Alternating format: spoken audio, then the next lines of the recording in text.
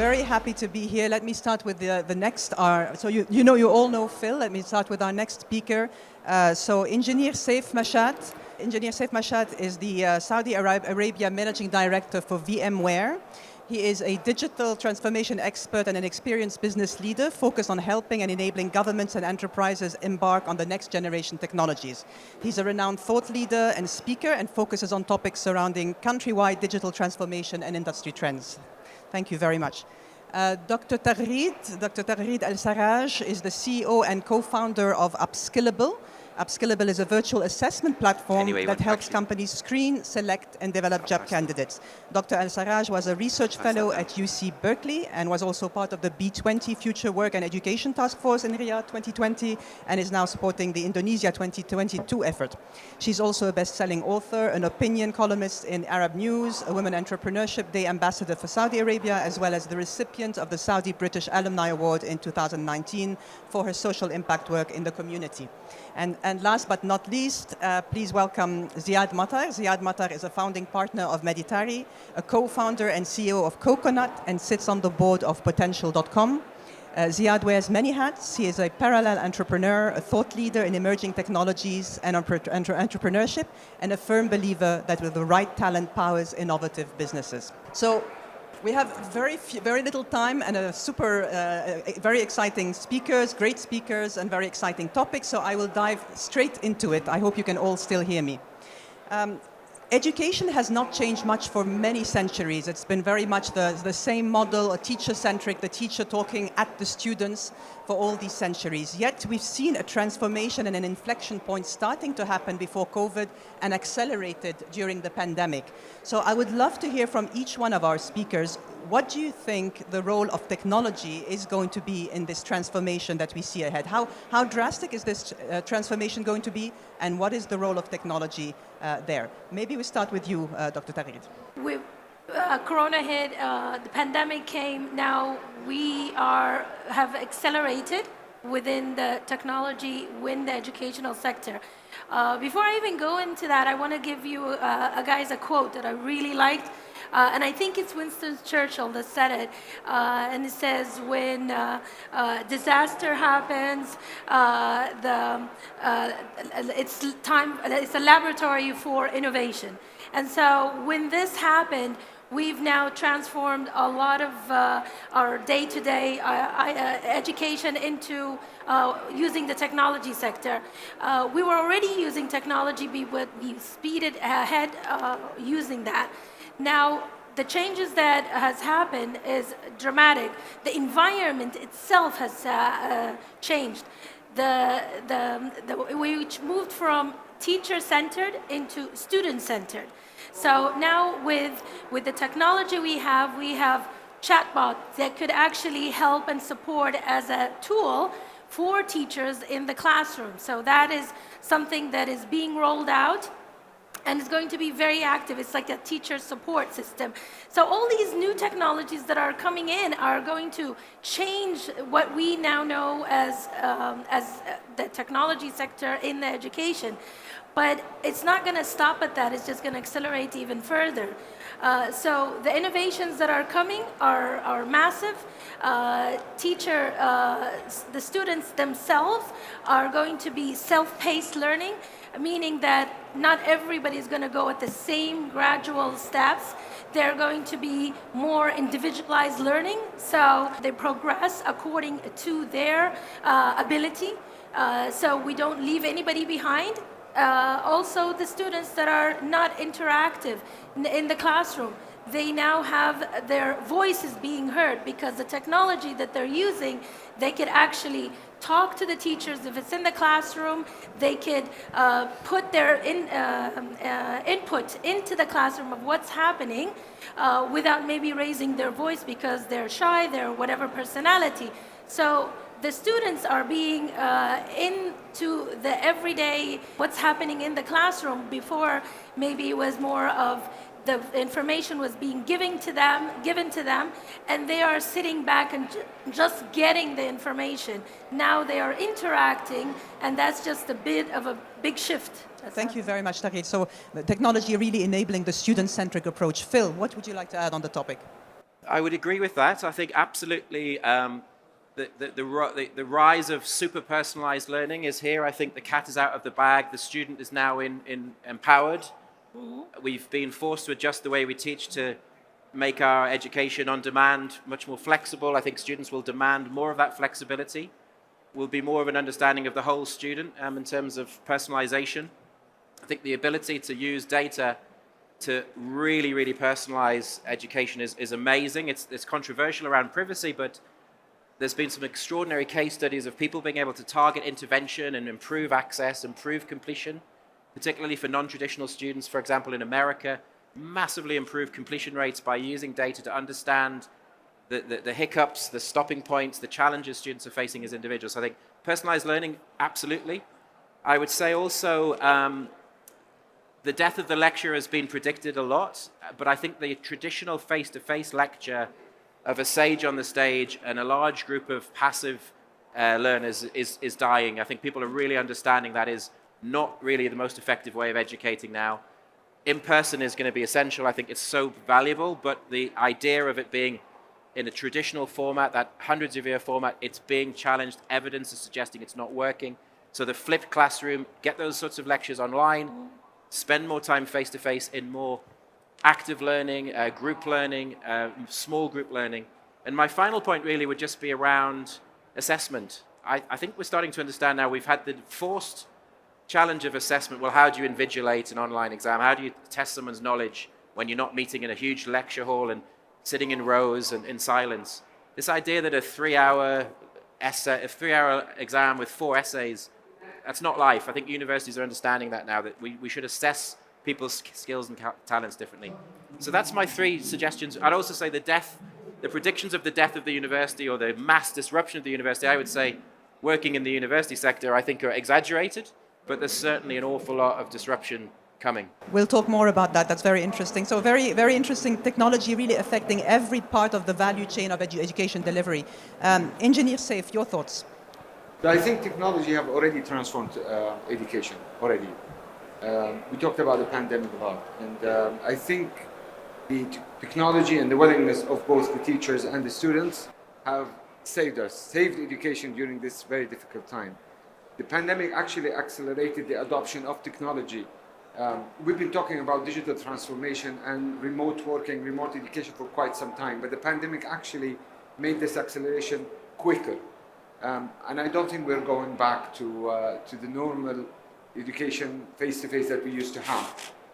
We will continue to have this kind of hybrid model of remote education and physical education. Now, even with the children now going back, we will continue to see people capitalizing on remote learning, which I think it opens up the play field for a lot of additional individuals that want to continue their education. Just to give you an example, just imagine a smart young woman with a young family that wants to continue their post-education. They can't do that today because of education, the availability of education. Just think of people of determination that they want to fulfill their dreams, educational dreams. They can't do that because of because of technology of remote education. I think that opens up the opportunity for a lot of individuals anywhere, basically, and any device securely using technology. So I think the availability of technology unleash the talent that a lot of individual has, but I think there is still more room of improvement. So there is a big responsibility on the IT industry, but also in the educational institutes, whether universities, colleges, or schools, to avail the right tools, the right technologies for students anywhere to access any material using any devices securely and in a quick way. There is also a big responsibility on the IT personnel within those educational institutes to be reactive to the needs of the teachers and the students when it comes to IT, using technologies like virtual desktop or device anywhere.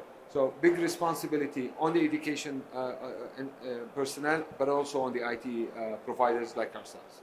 Thank you very much. That's super interesting. So the technology can either be a digital divider, if you will, if the infrastructure is not in place. So it can be a divider between the rich and the poor, or if the government does what it needs to do, if the technology players do what they need to do, it can actually be a bridge that promotes equity and gives access to all the vulnerable groups. Very, very interesting. Thank you very much. Ziad, your thoughts? Well, I think it goes under three lines or three headings: content, convergence to start with, and I'll take that also to continue what Dr. Saif, what the engineer Saif said. Convergence, content. I couldn't find the third C, so I'm going to say people. But convergence is happening right now. This is the most important thing. That why we are here. It's a telecom event, and although I sit on the board of an edtech company, I'm actually from the telecom background. And finally, we're seeing 5G. And there's a lot of talk and hype around us regarding the metaverse. But this is what's happening right now. And I think this convergence is a very important factor, because it can take content and learning from the school to the house, out in the real world, etc. But it's not an easy thing to do. There's a lot of integration that needs to happen.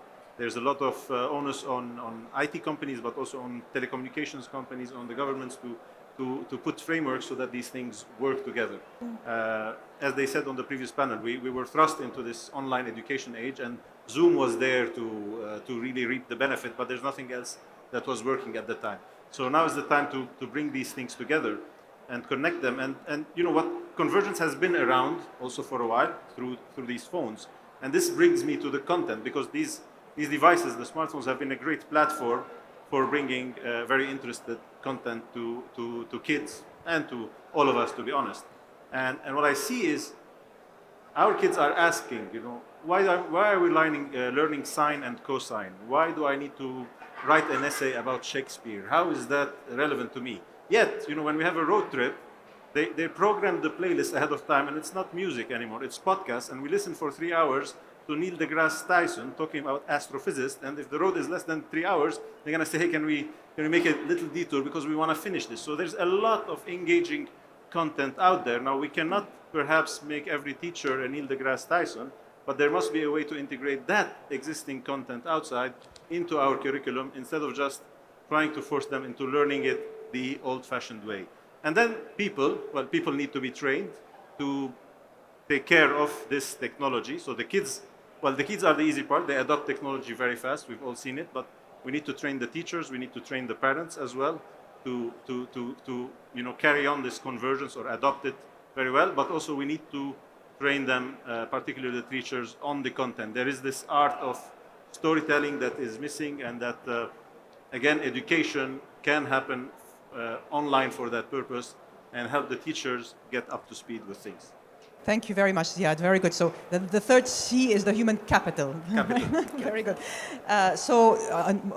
Phil, I'd like to go to you next and talk about higher education and the higher education institutions. You know, as the future of work becomes increasingly more about the digital economy, about technology, what responsibility is there do higher education institutions have in terms of the skills that they need to instill in the youth?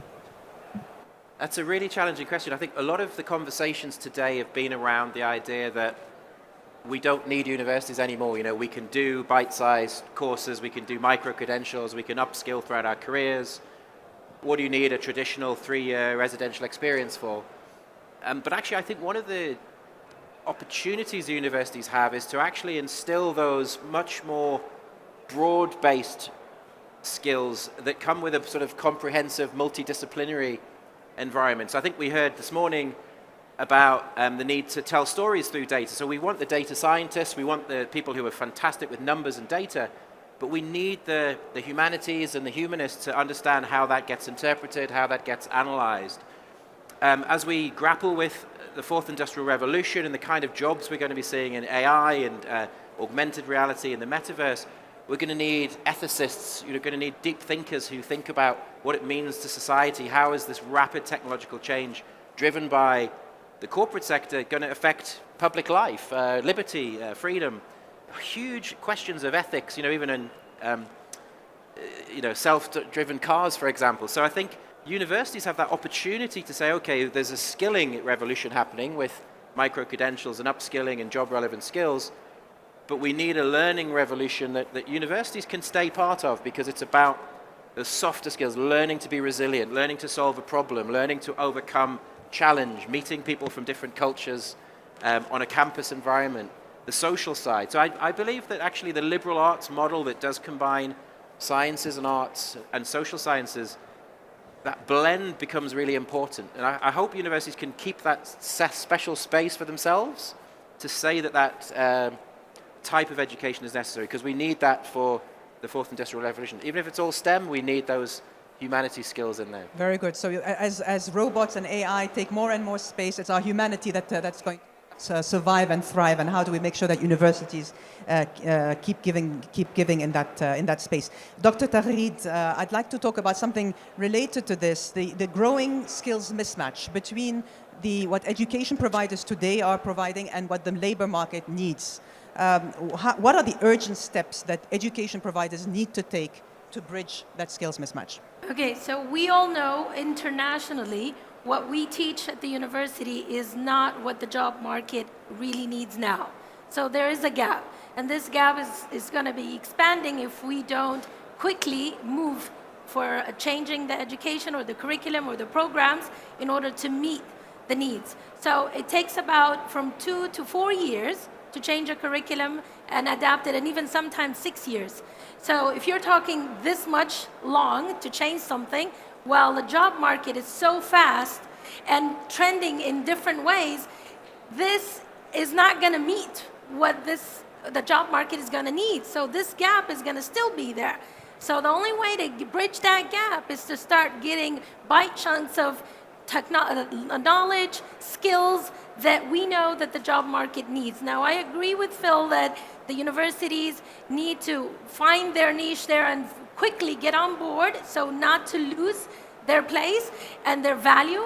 I know people are going to kill me in saying that, I'm going to say universities are losing their status. You'll always have that status, but are you going to get a job at the end of the day? So we're all studying. Let's not kid ourselves. We are all going to university because we want to get a job. And then the higher the university, maybe the better job. But that was a different time. Now it's very different. We are now fast forward. The job market is not going to wait. Sometimes, especially in the technology sector, do I need to wait for 4 years to study and to learn how to code and do Python or all these different programs when I can get it in a 9 months or a 1 year program? And this is the trend that now we see. Amazon, Google now are doing this, and they're partnering with community colleges and trying to get the students out of high school to going into these programs and getting them and securing their job at Amazon or at Google, and with this and they're cost-free. They're giving it to them for free because they know they're going to get them, and they're going to get them the way they want them. This is what they're looking for. They're going to train you to come and work there. If you don't want to work there afterwards, you can go somewhere else, but they've done their job and they got you for a year or two. Here we see an example that this is the education that is being relevant for the job market. And now this is going to bridge the gap. So universities that communicate with the job, so labor and education needs to be best friends, need to talk to each other in order to bridge that gap, develop programs that are very relevant for the job market, or the value of it is going away. Now, one thing that I want to say is a story that my supervisor, when I was doing my PhD in London, he was saying to me, why, Tagreed, is everybody fighting to get to the top universities? You're going to get an education at this university or this university. But people are going at it to try to get it to the top universities. And I didn't understand what was the question. I said, well, naturally I want to go to a top university. And he says, but you're going to get an education in both. Now, I couldn't answer. And he said to me, it's the journey, who you're going to have with you. You might have the next prime minister with you at this university, or next president at this university that you went to school with. So it's the journey. Now, does the job market, you have to ask yourself, and this is individually, across the board, I can't answer that. Are you there for the journey, or are you there for the end results? End results, you're going to go for the skills that is needed for the job. The journey, and we're not taking out the whole problem that you're not going to get a job, but it's the journey backslash the end results. So it is, again, it's individual. I can't answer that. Thank you very much, Tagreed. Very, very insightful. So to Tagreed's point, Ziad, I want to follow up with you. We say skills today are becoming shorter and shorter lived, and every adult now has to retrain and reskill and upskill every 2 years on a new skill because it keeps changing, because of the future of work, the way that work is changing, and credentials are becoming stackable credentials, micro-credentials. So how do traditional higher education institutions support adult learning in an efficient way, in a cost-efficient way, in an efficient way? What's the role of tech there? And I want to also touch on, if you can, what about the journey? Do we lose anything on the journey of higher education? Higher ed institutions have the problem that Dr. Tagreed said, and the journey also, part of it is the alumni network, both in pre-grad and post-grad. Particularly, you go for an executive MBA at INSEAD to learn a bit, but also to get a good network. There's the not very politically correct thing that also there's a matrimonial agency aspect. We go also to find our future partners at university, so we need to go there. But let's look at what works out there and get inspired from it. So potential.com, where I sit right now, we've been trying to tackle the online education space for a long time, and we see MOOCs everywhere. They have the same problem. People start learning, but they don't finish. There's no incentive to finish. So we start packaging these learning programs into journeys that lead to a certain goal, a certain challenge to be solved, a certain competition to be won, a certain award to be recognized as. So we worked with Airbus, for instance, here in the kingdom to create an aerospace ecosystem around them. We've worked with Cartier on women entrepreneurship. We work with HSBC, with school kids actually, to solve ESG challenges. But that's one way, and that's kind of my personal experience. But if we look outside what's working, there's a very good example of a masterclass. I don't know if you're familiar with it, where you purchase for $99 a online course with one particular celebrity. People come and watch it. In fact, they're offering most of the time another one as a gift. So people tend to use them as gifts and then take the plus one for themselves and learn. And that relatively is quite successful model. The other very good model that I have seen is a company called Section 4 by Professor Scott Galloway that works on sprints. And that's a membership-based program, $999 per year, and then you can subscribe to as many sprints as you can take. It's 2-week sprints, very concise kind of topics, very concise program. You go in, you learn online, and then you leave. So I think this is how universities need to move. They need to move into that more agile way of learning, introduce edutainment and this entertainment factor into it, and focus on the journey, because we are there for the journey. I don't think it's for the end result. Very nice. And I love what you're talking about in terms of tapping into the psychology of the learner, understanding what motivates them, what keeps them engaged, what gets them to complete the learning journey or to go on to the next step of the learning journey. Engineer Saif, I'd love to hear from you on the private sector role, and how can the private sector engage with young people and with universities to help bring everything together? So very interesting points have been raised by all my colleagues, and I want to capitalize on those to give maybe the practical side of it on how we look at it from the private sector. I think there is a big responsibility on the private sector to get engaged with the younger generation, but also to link with the universities. As Dr. Tagreed said, in a lot of cases we see a big gap between what the students actually learned in a theoretical way in the university versus what the marketplace really needs, and that gap, becomes very challenging with the development of the very fast and quick development of technology. So I think one of the things that we need to be really looking into, how can we integrate the material of the educational material of those new technologies within the curriculum of the universities, to educate the younger generation, the upcoming professionals on those kind of technologies to be ready for the marketplace. And this is one of the areas where VMware is very committed to and this is a very close subject to my heart. I can give you some examples that we've done in the market as well.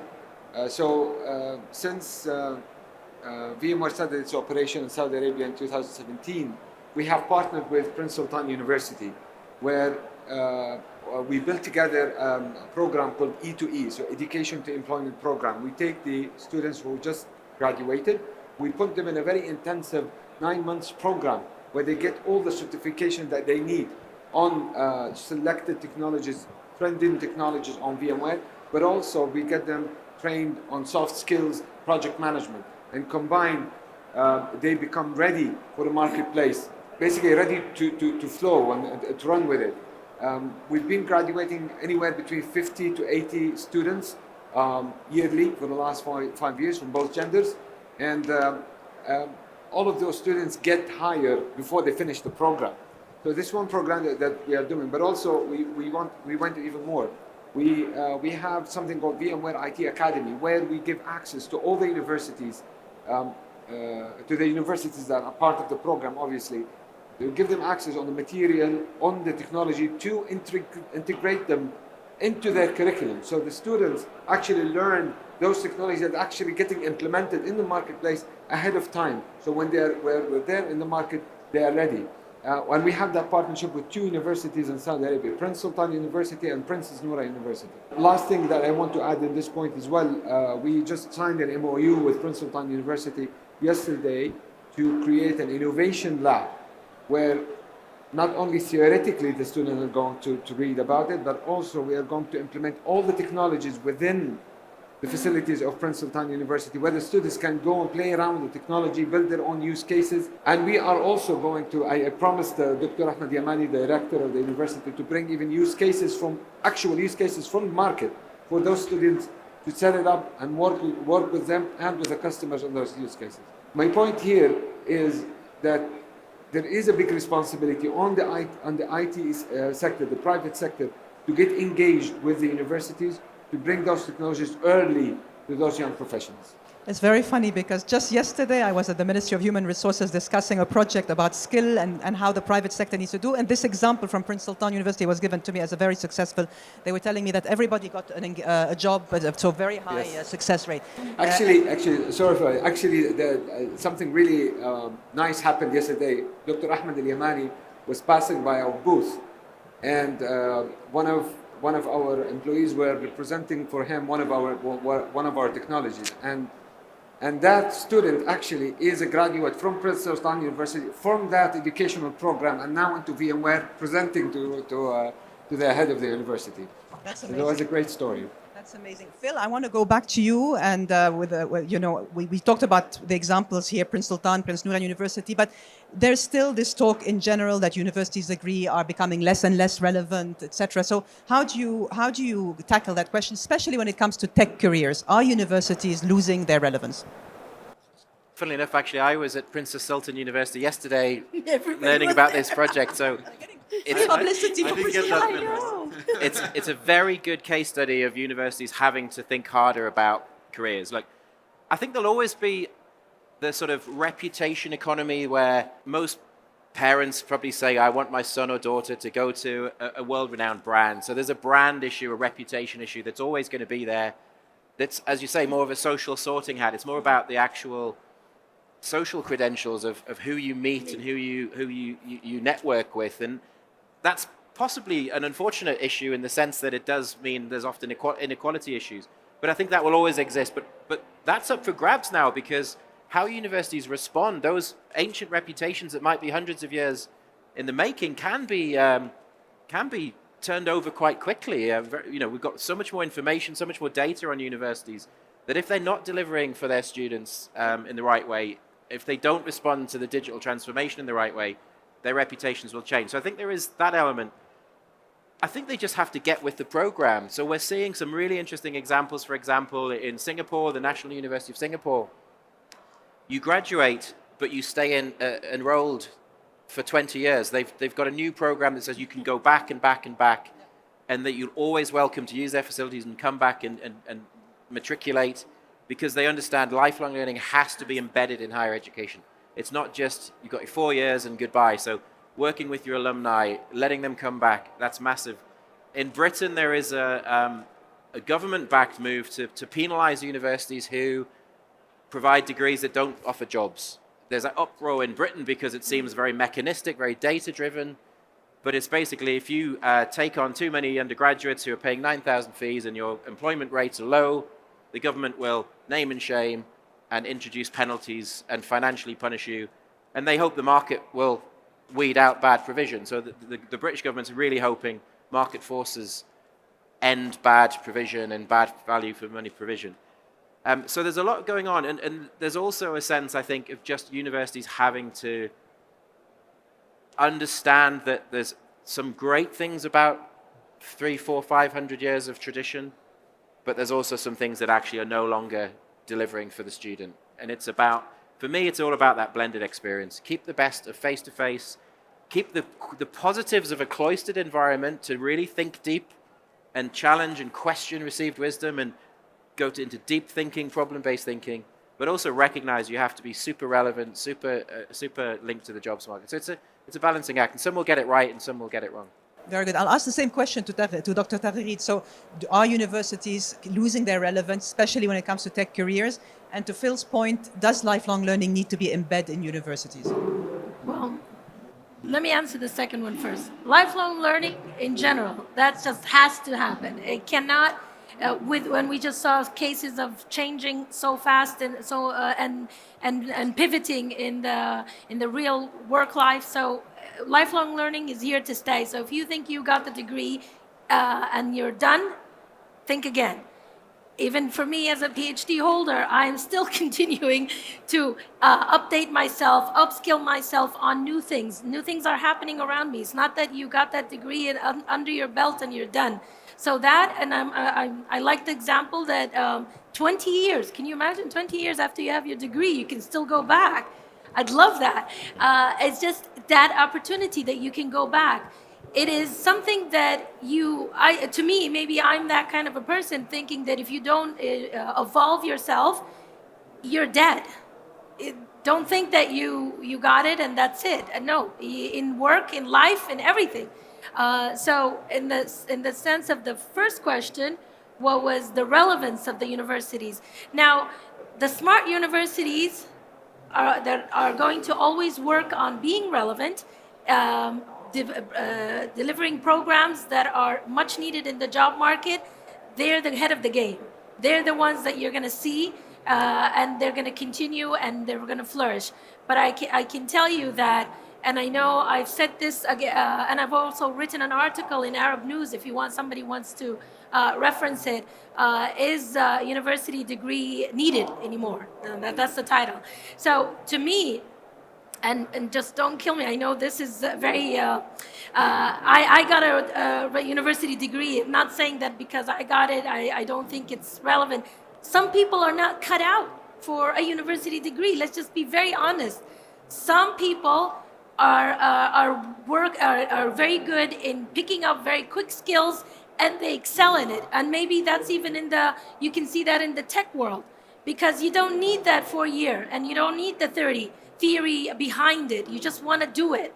And so you don't need the degree for that. So is it relevant to do maybe a computer science degree? It could be if you are that kind of a person. But in the real world, again, I said it before, are you there for the journey or for the end results? You want to quickly get a job, you want to get paid for it, there you go. You have to make that decision. But again, the universities, if they don't advance very quickly, develop new programs, nano degrees are coming, they're more valuable than, I know in Saudi education is free, but internationally it's not. So you have to make a choice. Am I going to pay 9,000 pounds, or maybe I think in the US it's about $25,000 or $20,000 per semester. Am I going to pay that? Is it going to come? What's the return on investment? So you're investing in yourself. Am I going to get a return after I pay for an MBA $100,000? So again, it's your choice. Yeah, and in Saudi, the education is free for people, but it's actually very costly for the government. So how do they make sure that they invest where they will get the best value for their people and for their country as well? The last question to you, Ziad, and then I want to open to the floor to questions and answers. So everybody's talking about the metaverse these days. So what does the metaverse bring to the whole edtech equation? What's the role of trust in all of that? Your thoughts. Thanks, Laila. I think the metaverse as a word is the tip of the iceberg. The underlying real change that's happening right now is what we're calling Web 3.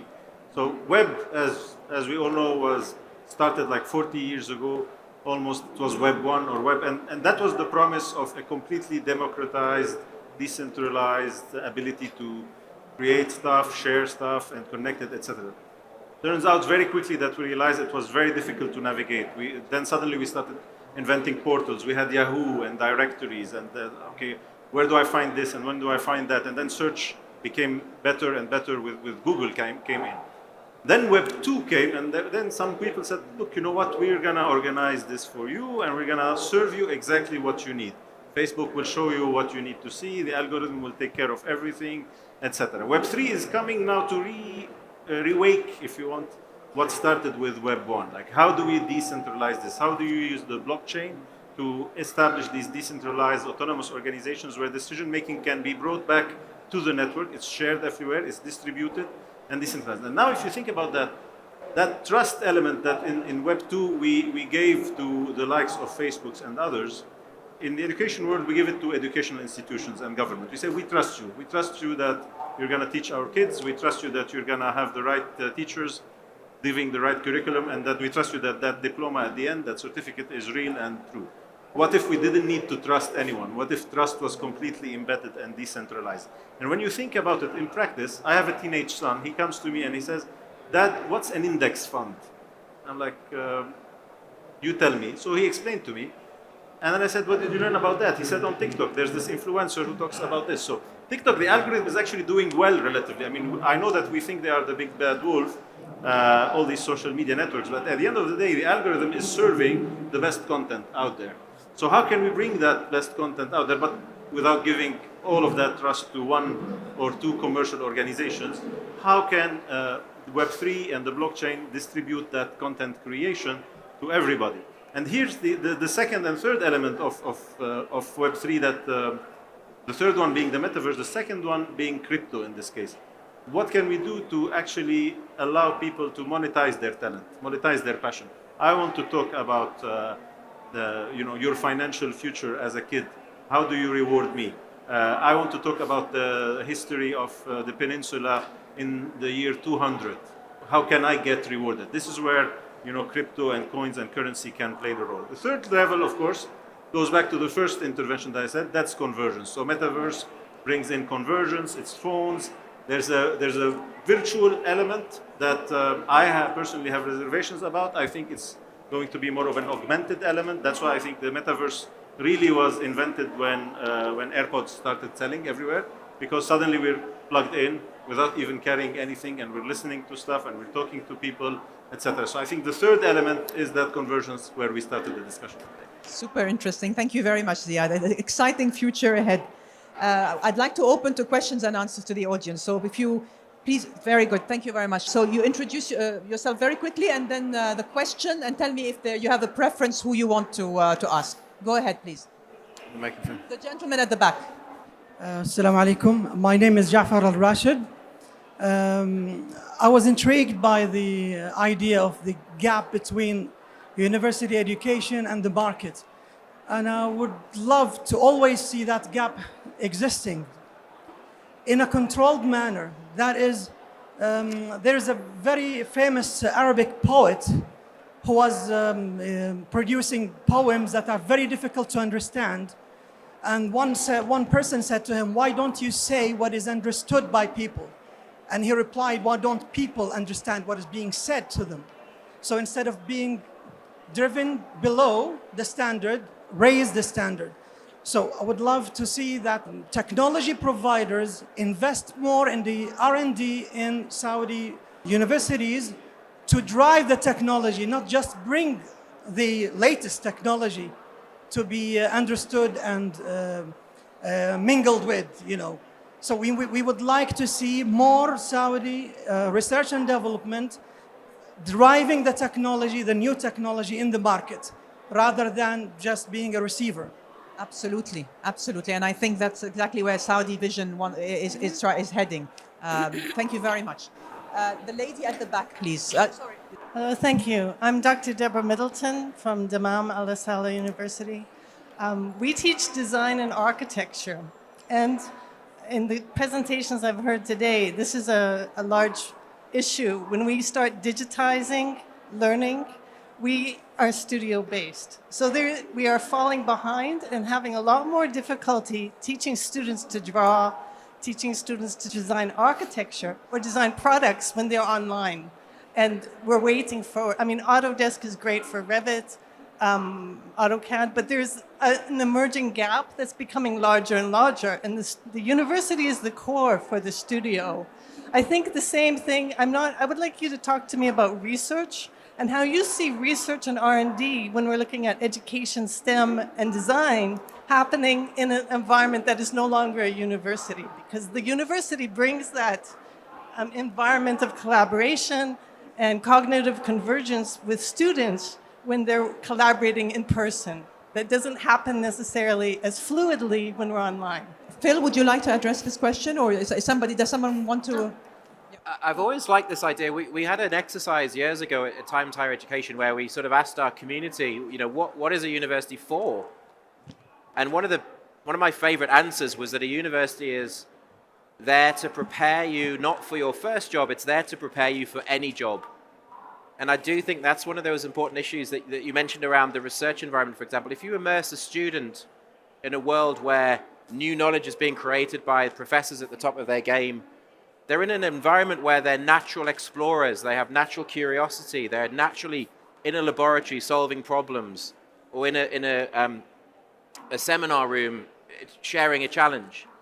And I think actually, even though we will continue to have skills gaps with the specific technical knowledge that's required for certain jobs, I really do passionately believe the university still has this important role to give students that resilience, that creativity, that curiosity, that's the stuff that sticks with you throughout life, the character. So I'm not sure if I've really answered your question directly, but I sort of pulled in a bit around the research element.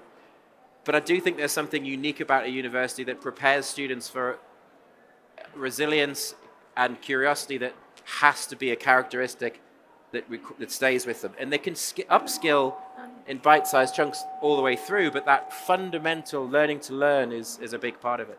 So I see both Dr. Tagreed and Ziad want to add something. Please go ahead. I'll add to that is that technology is advancing. So having the university is the core, but communication is going to get very, with the metaverse, and is going to come to a point that we all feel like we're at the university and we're all at our own homes.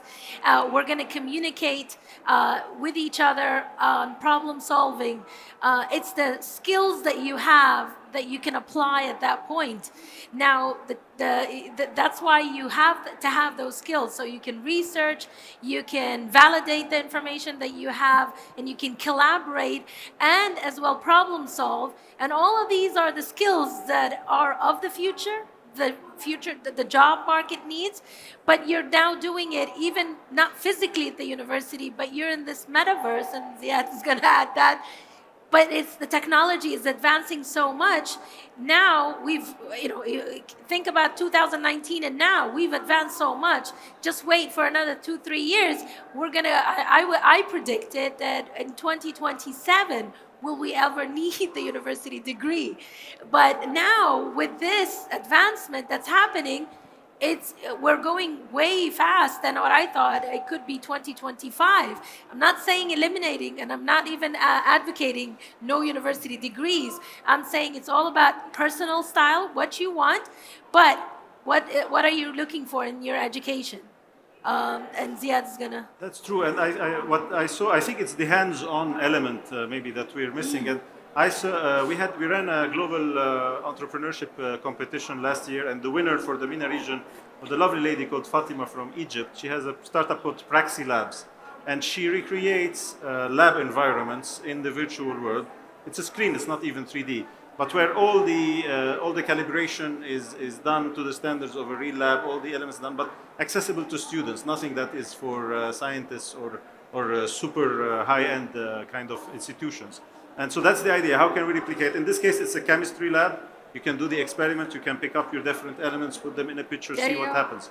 Now, obviously, with augmented reality, we can do a lot over the 3D. And this is what Apple, I think, is pushing through very aggressively. Already, Microsoft with the, I can't remember what the name of their headset anymore, but they're working a lot on industrial application, military application with augmented reality. But I think augmented reality is going to be a great way for people to collaborate over a virtual 3D object, perhaps all in the same room, perhaps in different locations, through what we are calling this metaverse. Just a quick one is that the technology that we have that has come into this space is so more powerful than what we really think it is. Because now I could be in Saudi collaborating with Stanford or Cambridge or wherever in China, and we're all doing this experiment. So the collaboration, that element itself is just mind-blowing that we have that capability of doing that. So we're bringing in different culture, different mindsets, way of doing things. Now that is just unbelievable. Now just from that, with the use of that technology or the metaverse, you're going into a new dimension. You know, you reminded me, just simple example. I have a 15-year-old daughter and an 11-year-old son. The difference in their handwriting is so big. She writes so carefully. She was so well, such a beautiful handwriting. And he's lost that skill because they're all typing. And yet handwriting, it's been proven, it helps you think, helps you remember what you're writing. So how does technology with AR, VR, and all these new things now realize that and captures that? How do we get the best of both worlds through technology? That's going to be the big question. Any other question, please? Yes, sorry, yes, please. I am Dr. Ibrahim Al-Turki. I was the Dean of the Business School in King Faisal University in the Eastern Province. And I resigned several years ago from the university. But I have a question with 2 points. First of all, the role of regulations, of rules, and of institutions in general in making the alignment of education to society's needs. I think this is a very important topic, and it is even more important than technology itself. The second point in my question is related to the big claims. We always hear these claims, but I don't see strong evidence supporting the claims. For example, I would like Phil to comment on his claim that liberal arts are needed or required by society, or they have more value. And Ziad, for example, mentioned master classes as if they were, a panacea for certain skills. But I think we need to put more efforts on scientific experimentations to try to understand all these changes. I would like to hear the comments of the panelists on these issues. Thank you. I'm not sure I understood your second question. I'll repeat what I understood from the first, but if somebody has understood the second, then please go ahead. Otherwise, you might have to explain it. The first question was about, everybody's talking about education for employment, but there is education for societal need, for being a good citizen as well. So is that the first question?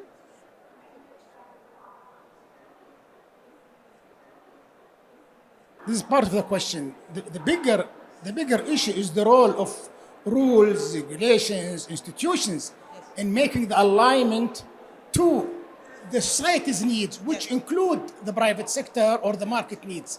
Yes, that's the first one. The second one is show us the evidence for this claim, the claims that liberal arts are, very good, or master classes are very good, or whatever. I'm not criticizing Phil or Ziad. No, I'm just saying that we need a lot of efforts in scientific experimentation and evidence to show us the way forward.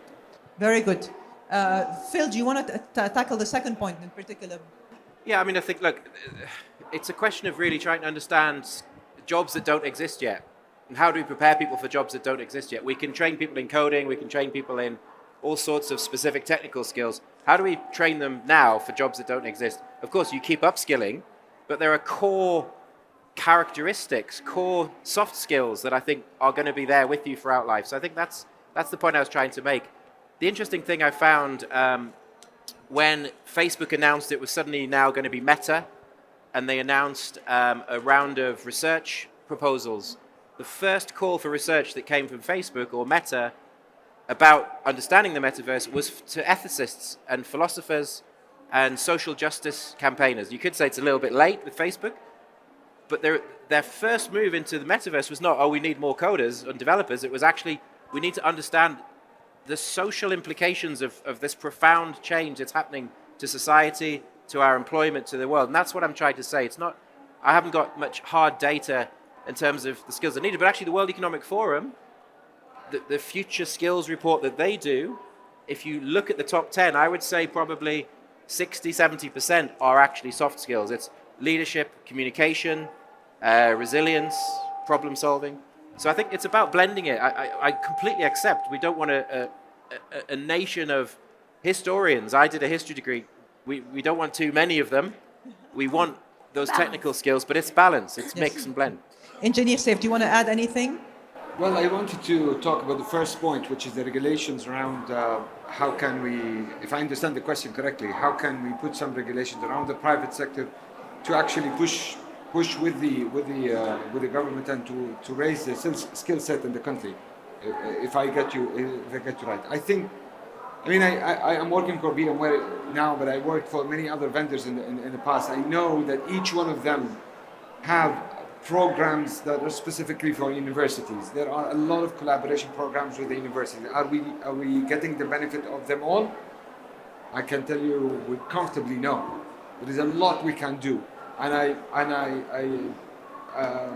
I'll put my voice with you. And we need more regulations from the government to mandate those kind of investments, to work with the universities to build those skills of younger generation. The digital transformation happening in Saudi is massive. And I think the jobs that we'll see in the future is very different than the jobs we have today. The skill sets that we need in the future are very different than the skill set today. So this collaboration between the private sector and the education sector and building on giving this kind of material of those technologies is super important. One very quick comment as well on the R&D discussion happened earlier. I'm not sure if the person is still there, but I keep on hearing the same request many times. Bring the R&D to Saudi Arabia, bring the R&D in Saudi Arabia. And I don't think this is the best ask. Let's create R&D in Saudi Arabia. Why are we waiting for others to bring it here?